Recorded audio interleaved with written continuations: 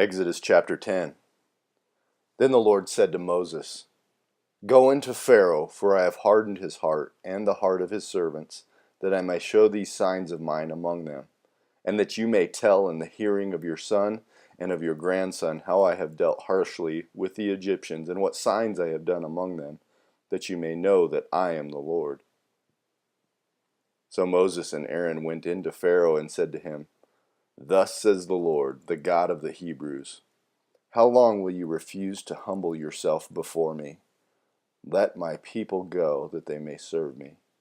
For if you refuse to let my people go, behold, tomorrow I will bring locusts into your country, and they shall cover the face of the land, so that no one can see the land, and they shall eat what is left to you after the hail, and they shall eat every tree of yours that grows in the field.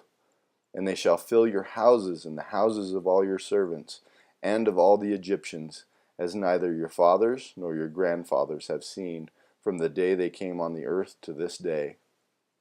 Then he turned and went out from Pharaoh.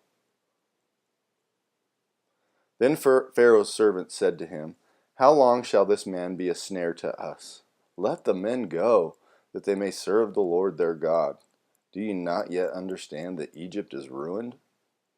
So Moses and Aaron were brought back to Pharaoh, and he said to them, Go, serve the Lord your God, but which ones are to go? Moses said, We will go with our young and our old. We will go with our sons and daughters, and with our flocks and herds, for we must hold a feast to the Lord.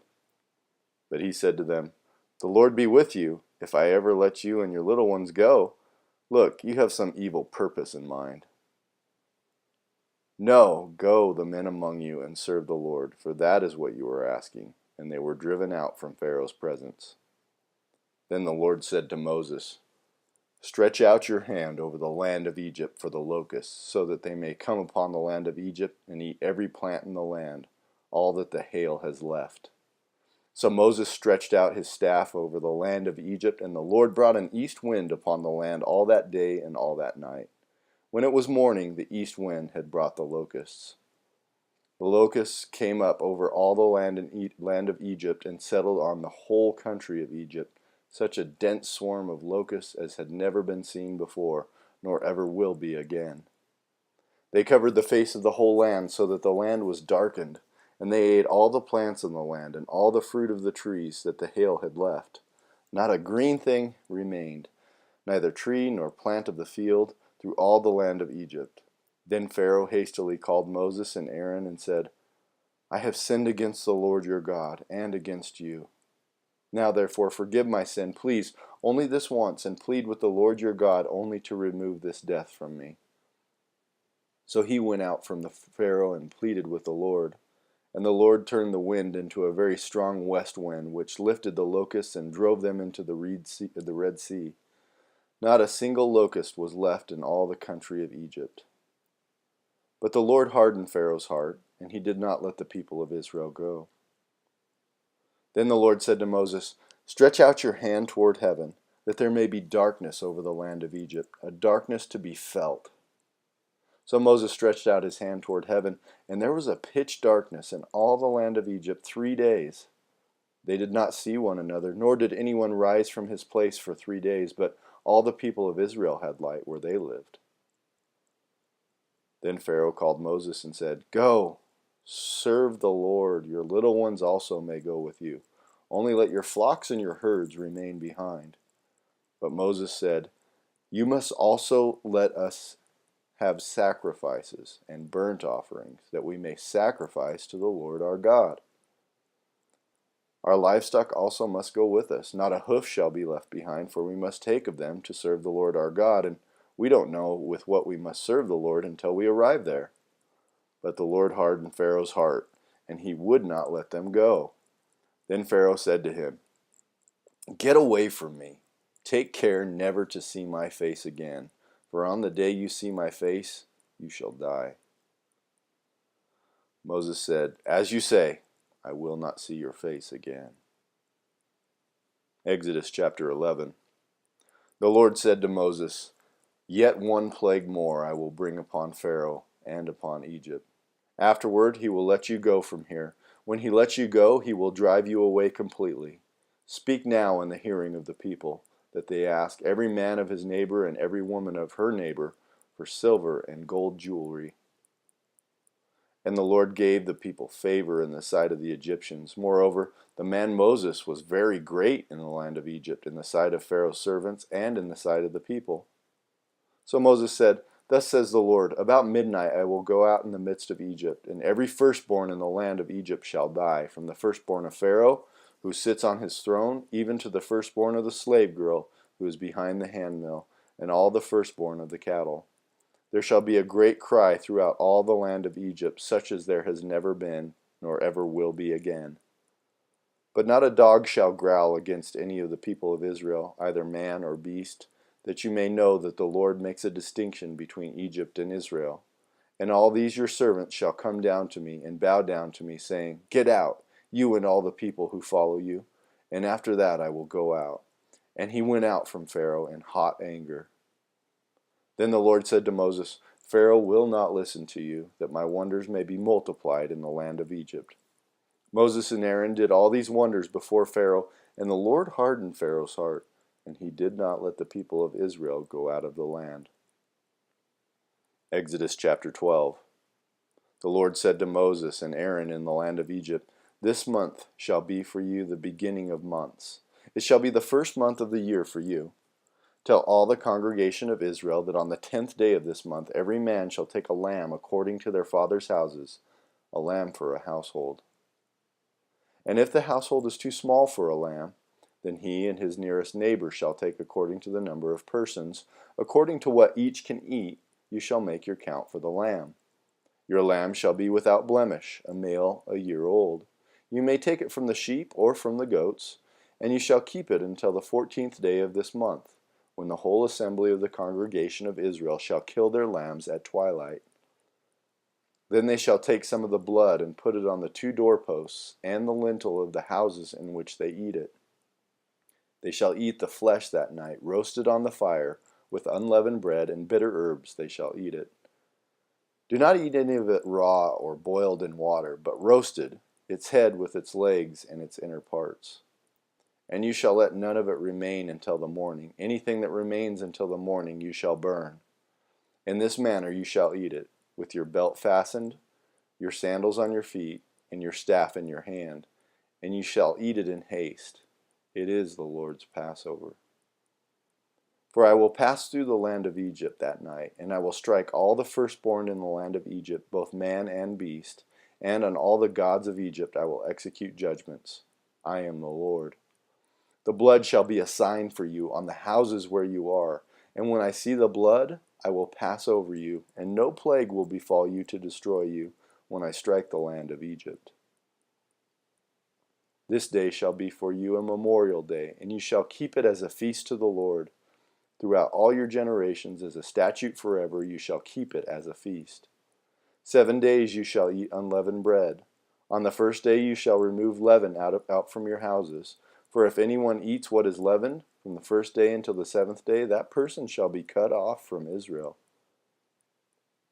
On the first day you shall hold a holy assembly, and on the 7th day a holy assembly. No work shall be done on those days, but what everyone needs to eat, that alone may be prepared for you. And you shall observe the feast of unleavened bread, for on this very day I brought your hosts out of the land of Egypt. Therefore you shall observe this day throughout your generations as a statute forever. In the first month, from the 14th day of the month at evening, you shall eat of unleavened bread until the 21st day of the month at evening. For 7 days no leaven is to be found in your houses. If anyone eats what is leavened, that person will be cut off from the congregation of Israel, whether he is a sojourner or a native of the land. You shall eat nothing leavened. In all your dwelling places you shall eat unleavened bread. Then Moses called all the elders of Israel and said to them, Go and select lambs for yourselves according to your clans, and kill the Passover lamb. Take a bunch of hyssop, and dip it in the blood that is in the basin, and touch the lintel and the 2 doorposts with the blood that is in the basin. None of you shall go out of the door of his house until the morning. For the Lord will pass through to strike the Egyptians, And when he sees the blood on the lintel and on the two doorposts, the Lord will pass over the door and will not allow the destroyer to enter your houses to strike you. You shall observe this rite as a statute for you and for your sons forever. And when you come to the land that the Lord will give you as he promised, you shall keep this service. And when your children say to you, "What do you mean by this service?" you shall say, "It is the sacrifice of the Lord's Passover. For he passed over the houses of the people of Israel in Egypt, when he struck the Egyptians, but spared our houses." And the people bowed their heads and worshipped. Then the people of Israel went and did so. As the Lord had commanded Moses and Aaron, so they did. At midnight the Lord struck down all the firstborn in the land of Egypt, from the firstborn of Pharaoh, who sat on his throne, to the firstborn of the captive, who was in the dungeon, and all the firstborn of the livestock. And Pharaoh rose up in the night, he and all his servants and all the Egyptians, and there was a great cry in Egypt, for there was not a house where someone was not dead. Then he summoned Moses and Aaron by night and said, "Up! Go out from among my people, both you and the people of Israel, and go, serve the Lord as you have said. Take your flocks and your herds, as you have said, and be gone, and bless me also." The Egyptians were urgent with the people to send them out of the land in haste, for they said, "We shall all be dead." So the people took their dough before it was leavened, their kneading bowls being bound up in their cloaks on their shoulders. The people of Israel had also done as Moses told them, for they had asked the Egyptians for silver and gold jewelry and for clothing. And the Lord had given the people favor in the sight of the Egyptians, so that they let them have what they asked. Thus they plundered the Egyptians. And the people of Israel journeyed from Ramses to Succoth, about 600,000 men on foot, besides women and children. A mixed multitude also went up with them, and very much livestock, both flocks and herds. And they baked unleavened cakes of the dough that they brought out from Egypt, for it was not leavened, because they were thrust out of Egypt and could not wait, nor had they prepared any provisions for themselves. The time that the people of Israel lived in Egypt was 430 years. At the end of 430 years, on that very day, all the hosts of the Lord went out from the land of Egypt. It was a night of watching by the Lord, to bring them out of the land of Egypt.